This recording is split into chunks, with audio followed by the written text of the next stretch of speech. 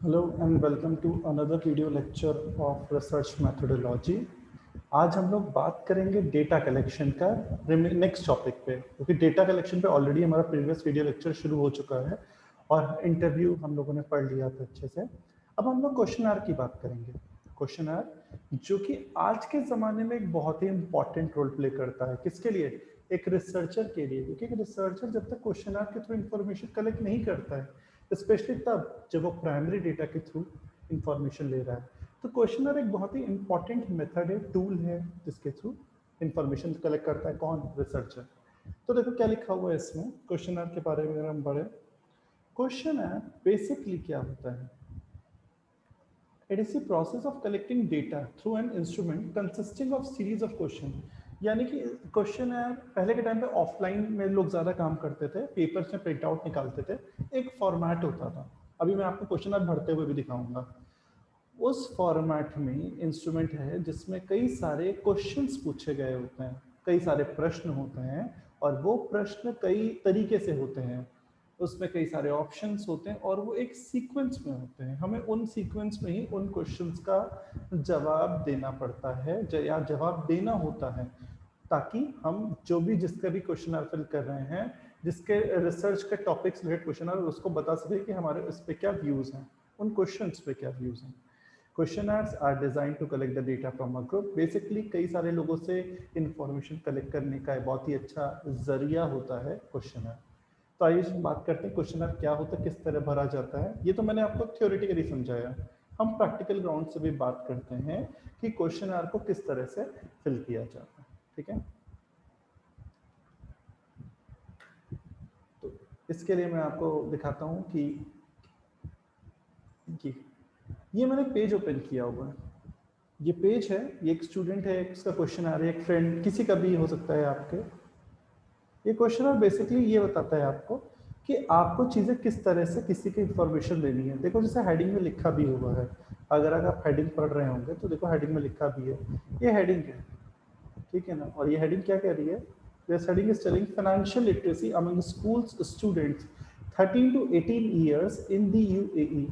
UAE के school के एक तरीके से सर्वे किया जा रहा है, इंफॉर्मेशन किया कलेक्ट किया जा रही है, जिसके थ्रू हम कि वो आप एक इम्पॉर्टेंट इंफॉर्मेशन अपनी दे सके। इसी तरह से कई लोगों को, अगर आपको 500 या 1000 लोगों से इंफॉर्मेशन कलेक्ट करनी है तो आप उनको भेजिए।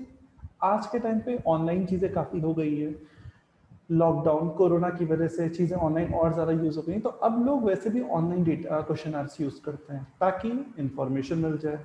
आप मेल कर देंगे, व्हाट्सएप कर देंगे, और कुछ ही दिनों में आपको काफ़ी इंफॉर्मेशन मिल जाएगी। इससे आपका पैसा और समय दोनों की बचत होती है, ठीक है, और रिस्पॉन्स के चांसेस भी ज़्यादा होते हैं। तो आइए मैं आपको दिखाता हूँ क्वेश्चन कैसे पढ़ते हैं। तो इसमें हम लिख देते हैं कि हम इस टॉपिक पे रिसर्च कर रहे हैं, ये नाम होता है, और फिर हम इस तरह से काम कर रहे हैं। ठीक, तो अब हम लोग बात करते हैं क्वेश्चन की कि अब हमें क्वेश्चन कैसे फिल करना है। तो देखो कि यहाँ पे क्वेश्चन में कुछ चीज़ें बहुत ही क्लियर बोली जाती हैं। इन्फॉर्मेशन होती है, मैंने कहा था ना, एक फॉर्मेट होता है, एक सीरीज ऑफ क्वेश्चन होते हैं। तो फॉर्मेट एक सीरीज ऑफ क्वेश्चन होता है, जैसे कि what is your what age. तो मैंने इसमें टिक कर दिया कि क्या एज है, तो फॉर एग्जाम्पल टिक कर दिया 18। ठीक, फिर नेक्स्ट है what is your what gender, क्या जेंडर है व्हाट का, तो आपने बताया male. Which grade you what is studying in, अगर कोई ग्रेड मिला है तो हमने कर दिया फॉर एग्जाम्पल 12। ये मैं तरीका बता रहा हूँ कि किस तरह से क्वेश्चन भरा जाता है। क्या नेशनैलिटी है, तो हमने कहा इंडियन। फैमिली की इनकम क्या है, तो आपने कैलकुलेट कर ली, तो हमने पाया एनुअली पर मंथ 12 महीने से डिवाइड मल्टीप्लाई कर दिया, तो आया कि फैमिली की इनकम इतनी है, ये फिल कर दिया। फिर नेक्स्ट क्वेश्चन है कि एजुकेशनल स्टेटस पेरेंट्स का क्या है, तो हमने लिखा पोस्ट ग्रेजुएट है, अगर आपको किसी ग्रेजुएट है वो ग्रेजुएट भरे। ऑप्शंस के अनुसार आपको जवाब देना पड़ेगा, ठीक है। तो हमने फॉर एग्जांपल भर दिया पोस्ट ग्रेजुएट कि मेरे मदर फादर दोनों पोस्ट ग्रेजुएट हैं, तो मैंने भर दिया। कितने सिबलिंग्स हैं, भाई बहन हैं, तो मैंने बोल दिया फॉर जिसके घर में जितने हो, मैंने अपने अकॉर्डिंग ऑप्शंस में टिक कर दिया। ऑक्यूपेशन स्टेटस पेरेंट्स का क्या है, तो हमने लिख दिया कि बिजनेसमैन है, प्रोफेशनल है, क्या है, तो मैंने लिख दिया एम्प्लॉय है। फैमिली मेंबर्स कितने परिवार में, तो हमने लिख दिया भाई कि 5 लोग हैं, तो 5 लिख दिया। करेंटली कोई है बाहर में, तो हमने अगर कोई है तो ठीक है, जैसे कि इसमें इन्होंने ऑप्शंस नहीं दिया है, तो अगर इसमें, क्योंकि यूएई के पॉइंट ऑफ व्यू से है, तो हमने फॉर एग्जांपल लिख दिया अबू धाबी फॉर एग्जांपल, कितनी फीस स्कूल एनुअल जाती है, तो एनुअल जो भी खर्चा उसके अकॉर्डिंग हमने बोल दिया इतनी जाती है। फिर नेक्स्ट है मंथली पॉकेट मनी कितनी दी जाती है। तो ये आप देख रहे हैं ना सीरीज में कई सारे क्वेश्चन आ रहे हैं और फिर वो नेक्स्ट होता रहता है, तो हमने इस तरह से आगे बढ़ दिए। तो नेक्स्ट का मतलब है कि नेक्स्ट क्वेश्चंस आते जाएंगे और आपको उनको फिल करते जाना पड़ेगा, जितने भी क्वेश्चंस आते जाएंगे कि क्या सोर्स है फाइनेंशियल नॉलेज का, तो हमने ये भर दिया। फिर हम क्वेश्चन के अकॉर्डिंग जवाब देते जाएंगे उसको पढ़ के, और उसको पढ़ते हुए हम लोग आगे बढ़ते जाएंगे कि क्या क्या क्वेश्चन हैं। फिर देखो ये मल्टी चॉइस क्वेश्चन होते हैं, इसको बेसिकली हम लोग कई सारी स्केलिंग भी कहते हैं, ठीक है। अब देखो ये इंपॉर्टेंट बहुत क्वेश्चन है, इस क्वेश्चन आजकल ये क्वेश्चन आवर्स में काफी पूछे जा रहे हैं कि एक सवाल होता है उसके कई सारे ऑप्शंस होते हैं। अब जैसे मैं बताऊं कि बैंकिंग के पॉइंट ऑफ व्यू से पूछ लिया गया है यहाँ पे, ठीक है ना, कि अगर आप बैंकिंग में इंटरेस्ट दिखाते हैं तो कैसे, तो आपका जवाब है सेविंग बैंक अगर आपका अकाउंट है, एफडी है, जीरो बैलेंस है, एटीएम ऑपरेट करते हैं, लोन लिया है, आरडी है, क्या है आपके पास, आपको इसकी जानकारी है कि नहीं। तो 5 ऑप्शन दिए हैं, आपको बिल्कुल भी जानकारी नहीं है, थोड़ी बहुत है, ओके ओके है, काफ़ी ज़्यादा और एकदम 100% जानकारी है। तो ये कस्टमर जो या जो इन्फॉर्मेशन भर रहा होता है उसके अकॉर्डिंग इसको फिल किया जाता है। जैसे कि मैंने लिख दिया यहाँ पे, मैंने टिक कर दिया कि ऑप्शन के अकॉर्डिंग सेविंग बैंक की मुझे है, एफडी की मुझे काफ़ी ज़्यादा है, ज़ीरो बैलेंस अकाउंट की मुझे बहुत कम है, एटीएम की मुझे बहुत ज़्यादा है, हाउसिंग लोन की कम है, आरडी की भी अच्छी खासी है। तो इससे मैंने अपने ऑप्शंस बता दिए। कैपिटल मार्केट की अवेयरनेस है और है, जिस जैसा आपको नॉलेज उसके अकॉर्डिंग आप भर दीजिए। इकोनॉमिक क्राइसिस के बारे में काफ़ी अवेयर हैं तो है, तो इसमें बहुत सारे ऑप्शन अवेयर हैं कि नहीं है, थोड़ा अवेयर हैं, ज़्यादा अवेयर हैं, ठीक है। तो ये आपको भरना होता है, बिल्कुल अवेयर नहीं तो ये, बहुत ज़्यादा अवेयर है तो ये, उसके अकॉर्डिंग आप इसको फिल कर सकते हैं, ठीक है। इससे क्या होता है कि इससे रिस्पोंडेंट को अलग अलग क्वेश्चंस के कई सारे ऑप्शंस या जवाब मिल जाते हैं। लेकिन ध्यान रखने वाली बात क्या है यहाँ पे, कि जो ध्यान रखना है आपको ये कि जो फाइनेंशियल आप मतलब जब क्वेश्चन भरें तो उस क्वेश्चन में एक क्वेश्चन का एक ही ऑप्शन भरें, ये नहीं कि आप 2 कर दें, वो गलत हो जाएगा और वो ऑटोमेटिक सेटिंग में भी एक से ज़्यादा नहीं होगा, ठीक है। तो इस तरह से हम क्या करते हैं, कई सारे क्वेश्चंस को अपने अकॉर्डिंग क्वेश्चन पढ़ के उसका जवाब दे देते हैं, ठीक है।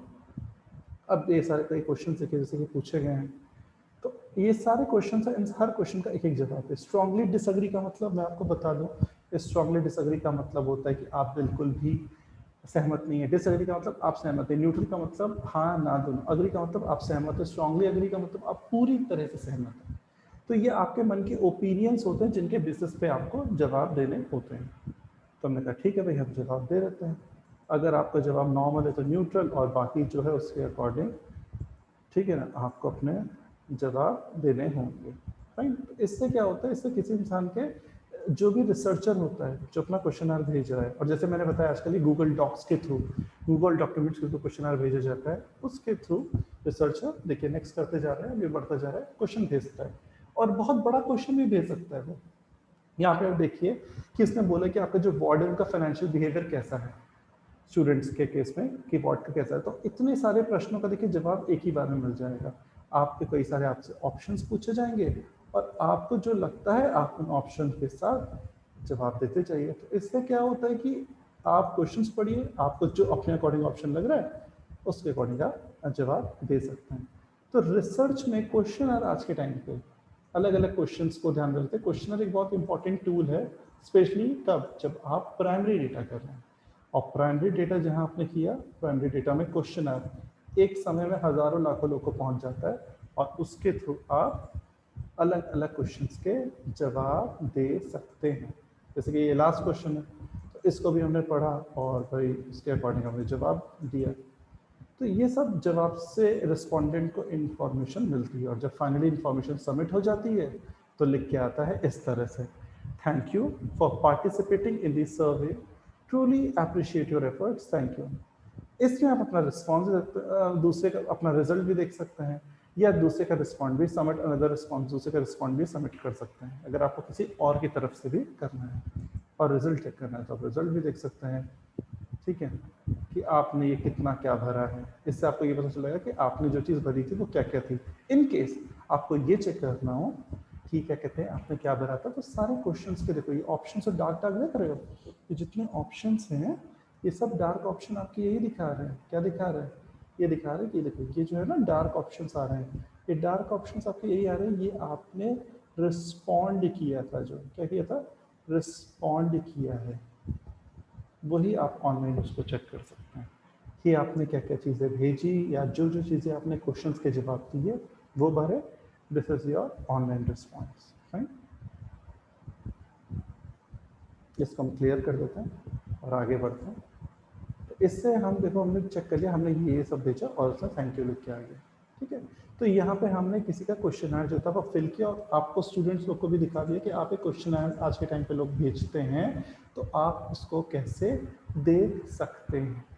फाइन, तो आई होप ये क्वेश्चनर भरना आज की लाइव क्लास में मैंने आपको आज के वीडियो लेक्चर्स में समझाया, और कोई को आपको क्वेश्चनर बोलेगा तो आपको कंफ्यूजन नहीं होगा, चाहे वो कितनी भी स्केलिंग पे हो, चाहे वो कितने भी मल्टीपल क्वेश्चंस में हो।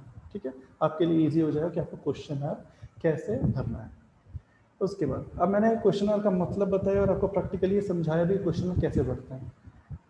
अब भाई देखो क्वेश्चनर के फायदे नुकसान, प्रोज का मतलब होता है फायदे, कॉन्स का मतलब होता है नुकसान, प्रोज एंड कॉन्स। पहला फायदा, it can B administered in large number and it is cost effective. जैसे कि मैंने बताया कि ये कई सारे आप हजारों लाखों लोग को भेज सकते हैं और खर्चा भी ना के बराबर है, क्योंकि आप क्या कर रहे हो, जीमेल कर दे रहे हो, आजकल चला है बहुत ज़्यादा जीमेल या व्हाट्सएप, ये सबसे कॉमन प्लेटफॉर्म्स हैं, या फिर आपने फेसबुक पे डाल दिया या इंस्टा पे डाल दिया। There are so many options, इन सब पे करके मास कवरेज लोगों को मिलता है और आप एक ही समय पे हजारों लाखों लोगों से इंफॉर्मेशन ले सकते हैं। जैसे जो मुझे क्वेश्चनर मैंने भरा और जो मैंने तुम लोग के साथ शेयर किया, ये भी मुझे मेल के थ्रू आया, व्हाट्सएप के थ्रू आया था, फिर मैंने सब मेल में लेके भर दिया। तो ये आजकल बड़ा तरीका है। पहले के टाइम पे लोग हार्ड कॉपीज निकालते थे, पेपर वेस्ट करते थे, समय जा जाके लोगों को देते थे, समय वेस्ट होता था। आज के टाइम पे आप सबको फोन में आता है, फोन में भर दीजिए, लैपटॉप कंप्यूटर भरना उसमें भर दीजिए, तो चीज़ें बड़ी आसान हो गई। फाइन, नेक्स्ट है it can be use to compare and contrast previous research to measure changes. बिल्कुल, चेंजेस कितने हुए हैं पिछली बार से अब में, उसको भी जानने में ये बहुत यूजफुल होता है। क्या क्वेश्चन है, इजी टू विजुअलाइज एनालाइज। अब देखो क्वेश्चन पढ़ के हमें चीज़ समझ में आई, हमने इमेजिन की और उसके अकॉर्डिंग रिस्पॉन्ड दिया। ठीक है, तो वही है कि आप विजुअलाइज कर लेते हैं, एनालाइज कर लेते हैं। नेक्स्ट क्वेश्चन है ऑफर्स एक्शनेबल डेटा। बिल्कुल, जैसा हमें इंफॉर्मेशन चाहिए, एक्शनेबल का मतलब अनुसार, जो हमें इंफॉर्मेशन चाहिए उसके अनुसार डेटा हमें मिल जाता है। क्वेश्चंस पूछे तभी तो आप जवाब देंगे। नेक्स्ट, रेस्पोंडेंट की आइडेंटिटी प्रोटेक्टेड रहती है। अगर आप चाहते नहीं हैं तो आपको जवाब नहीं पता चलेगा कि किसने इन्फॉर्मेशन दी है। अगर आप फॉर्म्स में अपनी सेटिंग करते हैं तो ही आपको पता चलेगा कि किसने कहाँ से, किसी ने केरल से इन्फॉर्मेशन क्वेश्चनर भरा है, किसी ने यूपी से भरा है, किसी ने उत्तराखंड से भरा है, किसी ने जम्मू एंड कश्मीर से भरा है, किसी ने नागालैंड से भरा है। तो एरिया और किसने क्या भरा है ये हमें पता चल जाता है डिपेंडिंग कि हमने कैसी सेटिंग लगा रखी है अपने क्वेश्चनर पर। नेक्स्ट, क्वेश्चन है सारे एरिया से टॉपिक करता है। तुमने देखा होगा कई सारे ऑप्शंस थे क्वेश्चंस के, और ऑप्शंस से क्वेश्चंस के, ताकि ऑप्शन से हमें क्या मिले, रिप्लाई मिले। रिप्लाई का मतलब आंसर मिले। तो ये था आपका प्रोस। नेक्स्ट है रिलेटिवली इनएक्सपेंसिव। बिल्कुल सही बात है भाई, ये बहुत ही सस्ता पड़ता है या बहुत फायदेमंद रहता है। तो ये क्या बात हुई, एक क्वेश्चन आपके क्या फायदे होते हैं। ठीक है, अब आते हैं फायदे के साथ कुछ नुकसान भी है। सिर्फ फायदे तो नहीं हो सकते ना, चलो नुकसान की बात भी कर लेते हैं। सबसे पहला नुकसान क्वेश्चनर का, आंसर्स मे बी डिसऑनेस्ट और रिस्पोंडेंट लूज इंटरेस्ट। अब मैंने तो भर दिया, अगर जिस स्टूडेंट ने या जिस इंसान ने मुझे क्वेश्चनर दिया उसने हजारों लाखों लोग को दिया होगा, तो क्या सबने भरा होगा? नहीं, सबने नहीं भरा होगा। और अगर भरा भी होगा तो बिना देखे इधर उधर टिक कर दिया होगा। जैसे मैंने तो पढ़ के भरा, क्वेश्चन के अनुसार भरा, बट मोस्टली लोग 80% 70% लोग बिना भरे या तो जवाब देते ही नहीं है या फिर गलत जवाब कुछ भी टिक करके भेज देते हैं। तो ये समस्या है। दूसरा, हमें सिर्फ अमाउंट क्वांटिटी में मिलेगा, क्वालिटेटिव इन्फॉर्मेशन नहीं मिलेगी। कई लोग क्वेश्चन छोड़ भी देते हैं, जवाब नहीं देते हैं। रिस्पोंडेंट्स अपने कुछ उसमें गड़बड़ भी कर सकते हैं अपने अनुसार जवाब देके या फ्लक्चुएट करके। सारे क्वेश्चन जरूरी नहीं कि सही से बने हों, कुछ गलत क्वेश्चन भी हो सकते हैं, कुछ क्वेश्चन ऐसे हैं जिनकी ज़रूरत ही नहीं थी और बना दिया। तो ये सारे, और अब जब वो बना दिए तो क्वेश्चन का आंसर भी गलत आएगा। तो ये सारे एक समस्याएं होती हैं कब, जब हम क्वेश्चनर बनाते हैं, तो ये समस्याओं को हमें फेस करना पड़ता है। ठीक है, आते हैं लास्ट टॉपिक पे आज की क्लास का, जो कि है रिपोर्टिंग। व्हाट इज रिपोर्टिंग, देख लेते हैं। बाय डेफिनेशन डेटा रिपोर्टिंग का मतलब होता है एक प्रोसेस जिसमें हम इंफॉर्मेशन गैदर करते हैं और डेटा सबमिट करते हैं एनालिसिस के लिए। यानी कि जो भी हमें डेटा मिला, हमें इंफॉर्मेशन मिली, ठीक है ना, उसको हम रिपोर्ट में के रूप में तैयार करते हैं, बताते हैं कि डेटा कितना एक्यूरेट है, कितना इनएक्यूरेट है, जिससे हम डिसीजन ले सकें। यानी कि डेटा की एक्यूरेसी कितनी है या डेटा कितना इनएक्यूरेट है, इसके बेसिस पे हमें डिसीजन लेना होता है कि क्या चीज़ सही है, क्या चीज़ सही नहीं है, जो सही है वो क्यों सही है, जो गलत है वो क्यों गलत है, और इसे कैसे ठीक किया जा सकता है।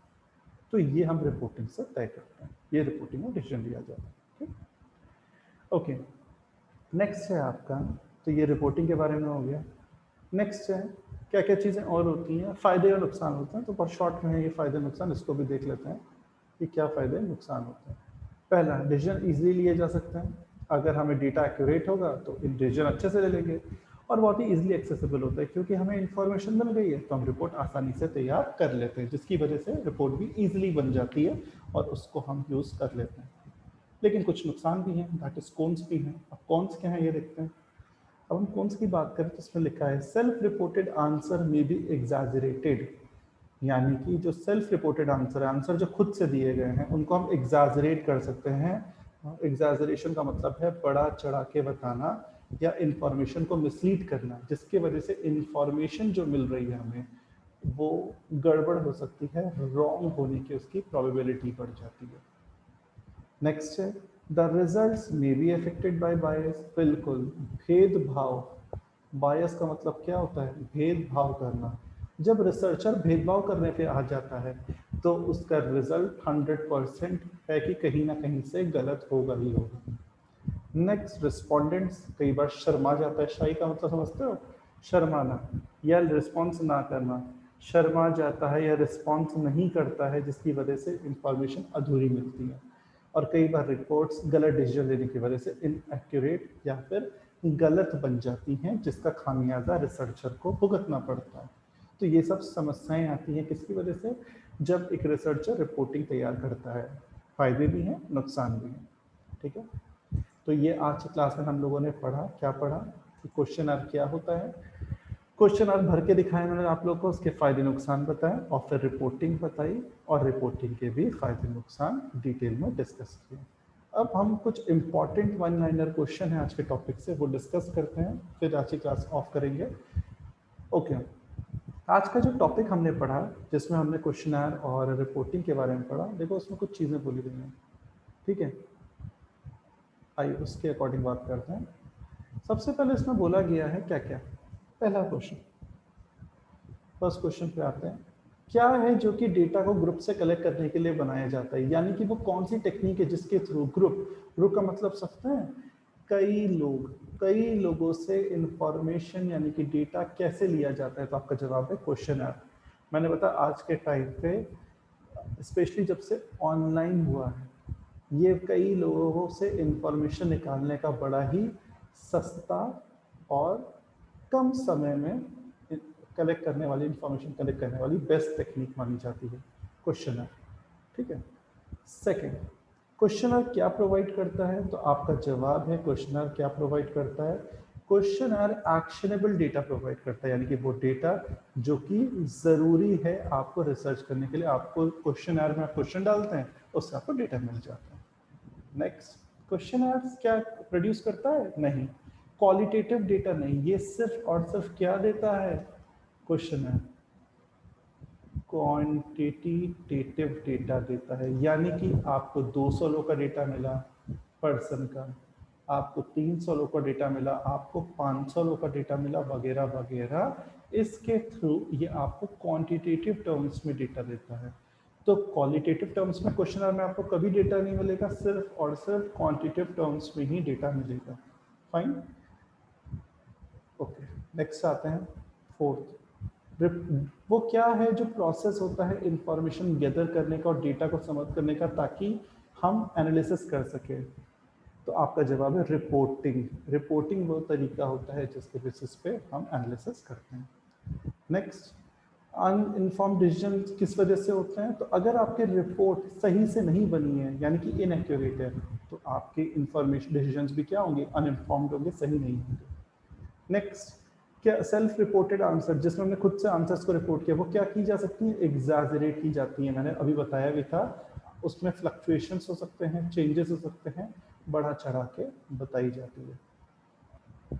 एंड लास्ट, रिस्पोंडेंट्स कई बार शाई हो जाते हैं, शर्मा जाते हैं, या फिर कह सकते हैं जवाब देने में सक्षम नहीं होते हैं।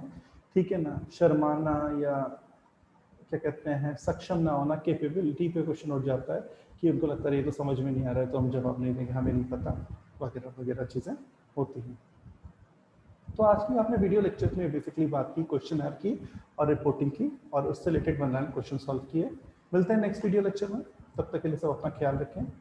Take good care of yourself, have a nice day.